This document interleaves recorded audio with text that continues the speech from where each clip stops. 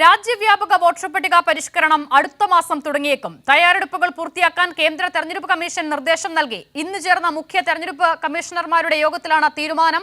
അബ്ദുൾ റഷീദ് വിവരങ്ങൾ നൽകാനായി ചേരുകയാണ്. അബ്ദുൾ റഷീദ്, ബീഹാർ ഉൾപ്പെടെയുള്ള സംസ്ഥാനങ്ങളിൽ വലിയ പ്രതിഷേധത്തിന് വഴിവെച്ച വിഷയം കൂടിയാണ്. BJPയുടെ ആവശ്യമായിരുന്നു രാജ്യവ്യാപകമായി SIR-ലേക്ക് പോകണമെന്നുള്ളത്.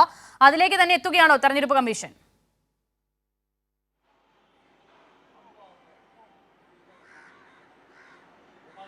അസിത, തീർച്ചയായും കേന്ദ്ര സർക്കാരിൻ്റെ വോട്ട് കൊള്ള മറ്റു രാജ്യങ്ങളിലേക്ക് തന്നെ മറ്റു സംസ്ഥാനങ്ങളിലേക്ക് വ്യാപിപ്പിക്കാനുള്ളൊരു നീക്കം തന്നെയാണ് ഇപ്പോൾ കേന്ദ്ര തെരഞ്ഞെടുപ്പ് കമ്മീഷൻ്റെ ഭാഗത്ത് നിന്ന് ഉയർന്നിട്ടുള്ളത്. ഇന്ന് ചേർന്നിട്ടുള്ള സംസ്ഥാനങ്ങളിലെ മുഖ്യ തെരഞ്ഞെടുപ്പ് ഓഫീസർമാരുടെ യോഗത്തിലാണ് ഇത്തരത്തിലൊരു നിർദ്ദേശം നൽകുകയും ചെയ്തിട്ടുള്ളത്. SIR രാജ്യവ്യാപകമായി നടപ്പിലാക്കാനുള്ള നിർദ്ദേശം മുഖ്യ തെരഞ്ഞെടുപ്പ് കമ്മീഷണർമാർ സംസ്ഥാനങ്ങളിലെ മുഖ്യ തെരഞ്ഞെടുപ്പ് ഓഫീസർമാർക്ക് നിർദ്ദേശം നൽകിയതായിട്ടുള്ള വിവരങ്ങളാണ് ഇപ്പോൾ പുറത്തു വരുന്നത്.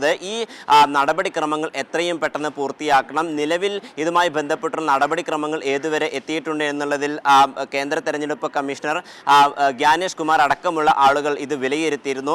ചില സംസ്ഥാനങ്ങളൊക്കെ തന്നെയും അടിസ്ഥാനപരമായിട്ടുള്ള നടപടികൾ പൂർത്തിയാക്കിയിട്ടുണ്ട് എന്നുള്ളതാണ് യോഗത്തിൽ വ്യക്തമാക്കുകയും ചെയ്തിട്ടുള്ളത്. അതേസമയം അടുത്ത മാസത്തോടു കൂടി ഇത്തരത്തിൽ ഈ നടപടിക്രമങ്ങൾ കർശനമായും പൂർത്തിയാക്കണമെന്നുള്ളൊരു നിർദ്ദേശമാണ് ഇപ്പോൾ തെരഞ്ഞെടുപ്പ് കമ്മീഷൻ നൽകുകയും ചെയ്തിട്ടുണ്ട്. ഇതിൻ്റെ ഒരു അടിസ്ഥാനത്തിൽ അടുത്ത മാസം തന്നെ ഒരു പക്ഷേ രാജ്യവ്യാപകമായിക്കൊണ്ട് SIR നടപ്പിലാക്കാനുള്ളൊരു നീക്കത്തിലേക്ക് തന്നെയാണ് തെരഞ്ഞെടുപ്പ് കമ്മീഷൻ നടക്കുന്നത് എന്നുള്ളത് നമുക്ക് വിലയിരുത്താവുന്നതാണ്. അതോടൊപ്പം ഏറെ പ്രധാനപ്പെട്ട ഒരു നിർദ്ദേശം കൂടി തെരഞ്ഞെടുപ്പ് കമ്മീഷണർ നൽകുകയും ചെയ്തിട്ടുണ്ട്. അതായത് ഈ വോട്ടർ പട്ടികയിൽ പേര് ചേർക്കാൻ ആവശ്യമായിട്ടുള്ള രേഖകളുടെ ഒരു പട്ടിക തയ്യാറാക്കാൻ കൂടി ഇപ്പോൾ തെരഞ്ഞെടുപ്പ് കമ്മീഷൻ അതായത് സംസ്ഥാനങ്ങളിലെ മുഖ്യ തെരഞ്ഞെടുപ്പ് ഓഫീസർമാർക്ക് നിർദ്ദേശം നൽകിയിട്ടുണ്ട്. പ്രത്യേകിച്ചും ചില വടക്ക് കിഴക്കൻ സംസ്ഥാനങ്ങളിലെ ഗോത്ര വിഭാഗക്കാർക്കൊക്കെ തന്നെയും പ്രത്യേക ഐഡന്റിറ്റി കാർഡുകൾ നൽകുന്ന സാഹചര്യമുണ്ട്. ഇതൊക്കെ തന്നെ പരിഗണിച്ചുകൊണ്ടാണ് ഇത്തരത്തിലൊരു നിർദ്ദേശം കൂടി നൽകുകയും ചെയ്തിട്ടുള്ളത്. നേരത്തെ ബീഹാറിൽ ആധാർ അടക്കമുള്ള രേഖകൾ ഇതിൽ ഉൾപ്പെടുത്താനാകില്ല എന്ന് കേന്ദ്ര